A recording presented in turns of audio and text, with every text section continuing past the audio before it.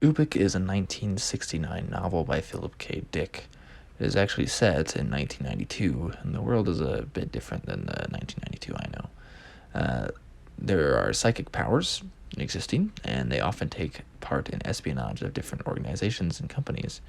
Also, cryonic tech lets the recently dead to be kept in hibernation to be woken up for certain events, if they wish. And the moon has been colonized, of course.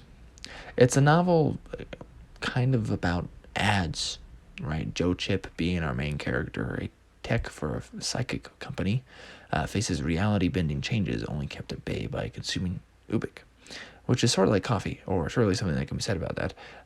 Each chapter probably has an epigraph that it's an ad for Ubik.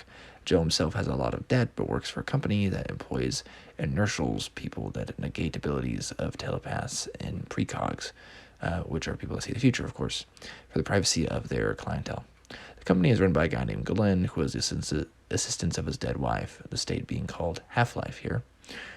Interference with a half-life, the moon, a job, has some caveats, boom, and some time reversal and interesting entropy, and 1939 is somehow involved. It gets rather nuts, right? And it's a short book, too. There is some casual nudity as well. Apparently, Dick's wife says Ubik has a divine meaning, faith making it work, right? And the idea of not passing on after death, or maybe it's a sort of life after death. It's a whole lot, and throw in a thought-provoking ending that questions reality and life itself, and it becomes even more. Commercialization seems to dominate here. I imagine a world with ads on cars, minutes of them in streams, banners on blogs and news sites, on big screens in the sky. Oh wait, that's reality. Anyways, it's also about a miracle drug. It's about our own absurdity, made into caricature and put into the future. It's also not as melancholic as something like Do Androids Dream of Electric Sheep, which is the only other Dick I've read so far. I've read, but I hear most are rather melancholic. It's very clever, though, and it's very fun.